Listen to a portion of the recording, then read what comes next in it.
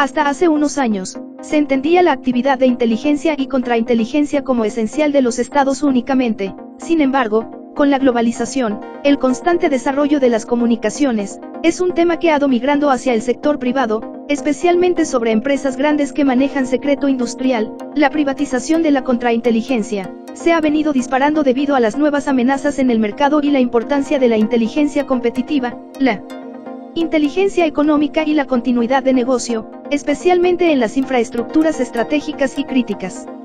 Las organizaciones que se toman en serio la labor de proteger su información, sus activos, su patrimonio y hacen controles rigurosos de acceso de personal, disponen en sus departamentos de seguridad con un área de inteligencia y contrainteligencia, normalmente coordinado por alguien que conoce los métodos o está capacitado en estos temas. Usualmente estos cargos los ocupan exmilitares o exagentes de inteligencia que trabajaron para algún estado. De acuerdo a Jorge Vilas Rodríguez, el personal de contrainteligencia tiene como principales responsabilidades y funciones: controlar al personal que se incorpora a una organización y a aquel que disponga de acceso a la información sensible, ya sean trabajadores, proveedores, partners o socios, o incluso clientes. Crear una cultura de seguridad entre las personas encargadas del manejo de la información y el acceso a las instalaciones donde ésta se encuentra. Es fundamental que toda empresa forme a sus empleados en nociones de inteligencia y contrainteligencia, así como en materia de concienciación en ciberseguridad. Crear procedimientos y protocolos para que, como mínimo, los empleados más críticos, claves o estratégicos, así como aquellos con más acceso a sistemas e información críticos, apliquen y conozcan disciplinas como UMINT, Inteligencia de Fuentes Humanas, o OSINT, Inteligencia de Fuentes Abiertas. Vigilar las conductas sospechas, inapropiadas o delictivas en el personal interno y externo de la organización, especialmente cuando suponen una vulnerabilidad que podría ser explotada y aprovechada por actores hostiles que quieran perjudicar a la organización. Identificar y vigilar a personas u organizaciones hostiles o no afines a través de métodos y técnicas UMINT. Conocer y analizar en profundidad el modo de operar de dichas organizaciones, sus recursos y sus objetivos. Realizar actividades de desinformación o contrainformación consistentes en dar una imagen parcial, distorsionada e interesada a los actores hostiles, ya sean personas, empresas o instituciones, para dificultar su tarea de investigación e inteligencia. Todas estas y otras acciones de contrainteligencia en la empresa pueden prevenir las acciones hostiles por parte de otras organizaciones incluso, desde dentro de la propia empresa, como la amenaza de los insiders. En la actualidad, la mayoría de estados, especialmente donde hay empresas y corporaciones de gran tamaño, con nivel de competitividad transnacional, sus instituciones de inteligencia, enfocan parte del esfuerzo de contrainteligencia en blindarlas, ya que estas son fuente de inteligencia económica. Dependiendo la empresa, algunas fugas o sabotajes pueden afectar en parte la estabilidad económica nacional. Adicional, la guerra entre estados ha trascendido más allá de las viejas técnicas de espionaje de gobierno a gobierno buscando las ventajas y tecnologías militares del otro. En la actualidad, la guerra también cibernética y económica involucra a las empresas, especialmente a las que tienen valor tecnológico, de capital o bien esencial para el estado objetivo. Aquí es donde se habla de espionaje corporativo, donde otras empresas, especialmente extranjeras o gobiernos realizan acciones de inteligencia o espionaje con el fin de obtener información, para fortalecer sus propias empresas o sabotearlas para diezmar la moral y economía del adversario. Según José Manuel Díaz Caneja, especialista en inteligencia y seguridad, la inteligencia económica que usan los diferentes estados contra empresas extranjeras sirve para recopilar información que pueda ser explotada por parte de todo el conjunto de actores económicos nacionales para conseguir llevar a cabo una mejor planificación estratégica.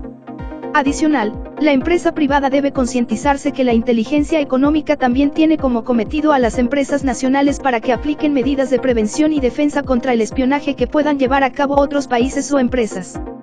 La autoprotección y medidas de cada empresa son la clave, ya que los estados y sus servicios de inteligencia no tienen capacidad de proteger a todo el tejido empresarial. De acuerdo a la Institución de Educación en Inteligencia y Contrainteligencia, la ISA de España, las siguientes 9 informaciones son las más buscadas por las inteligencias estatales y empresariales hostiles. En primer lugar, los datos de los clientes y los precios de los bienes y servicios que contratan.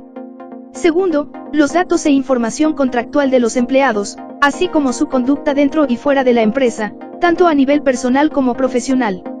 Tercero, la información y tipo de contrato con los proveedores, así como el personal que tiene acceso a información sensible pese a ser un proveedor. Cuarto, todo tipo de información sensible de los inversores, miembros del consejo de administración o el comité de dirección, ya que suelen tener acceso a información muy crítica. Quinto, las estrategias corporativas a nivel comercial, desarrollo de negocio, legal, recursos humanos, operaciones, etc. Sexto, la tipología, componentes y configuración de recursos técnicos, de software y sistemas informáticos, especialmente los relativos a control de accesos y sistemas de seguridad. Séptimo, el estado de las finanzas de la empresa, sus acreedores y deudores, etc. Octavo, las estrategias de expansión, fusión y adquisición de otras empresas. Y noveno, la composición y recursos de sus departamentos de seguridad, inteligencia y o contrainteligencia. Cuando las empresas no protegen su información crítica, es probable que a corto o medio plazo acaben perdiendo la ventaja en el mercado o perdiendo el poco mercado que pueda tener, lo que marcaría de manera muy negativa la predominancia, capacidad y reputación de la empresa. La pérdida de su ventaja puede llegar incluso a provocar el cierre de la empresa, de ahí su importancia. Los procedimientos más utilizados para espiar y obtener información sensible de acuerdo a estudios de la ESA Institute. Primero, el chantaje a directivos, empleados o proveedores. Segundo, la vigilancia tecnológica. Tercero, las redes sociales y fuentes abiertas, inteligencia o SINT. Cuarto, reclutamiento de agentes. Quinto, explotación de consorcios de empresas o de investigación. Sexto, técnicas de ciberinteligencia. Séptimo, preguntas directas al personal más expuesto o accesible. Octavo, congresos, convenciones y ferias. Noveno, acceso a la documentación de investigaciones judiciales o licitaciones públicas. Y décimo, creando, fomentando y utilizando insiders o amenazas internas. A pesar que muchas empresas y sus directivos son conscientes de estas amenazas, en su mayoría, ninguna está dispuesta a invertir recursos en fortalecer la inteligencia y contrainteligencia industrial. Las medidas se empiezan a implementar cuando sucede algún hecho que cause pérdidas o los perjudique entre los medios o exponga sus vulnerabilidades, ya que mal entienden el término, pues la inteligencia y contrainteligencia son funciones preventivas, no son correctivas.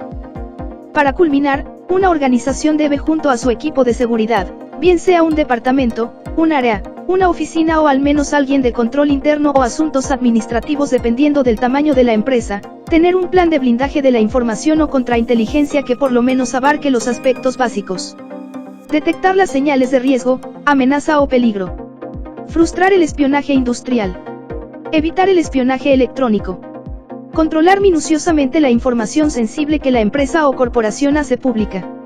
Proteger aquella información, activos o personas más sensibles, vulnerables y expuestas. Adicional, su plan debe girar en torno a las siguientes interrogantes. ¿Qué debo proteger de nuestra empresa? ¿Qué intentan descubrir nuestros competidores o servicios de inteligencia extranjeros y por qué? ¿Cómo están intentando conseguir nuestra información? ¿Qué medios y procedimientos podemos usar y tenemos para evitar que consigan esta información valiosa de la empresa? Estas preguntas se deben responder de manera objetiva, haciendo un buen análisis de inteligencia, en lo posible con un equipo multidisciplinar que tigue diferentes puntos de vista, de lo contrario los vacíos y huecos van a ser grandes y la eficacia del plan será la misma que cuando no tenía nada. Si te ha gustado, apóyanos suscribiéndote al canal y danos un like. Somos Proyecto Agis.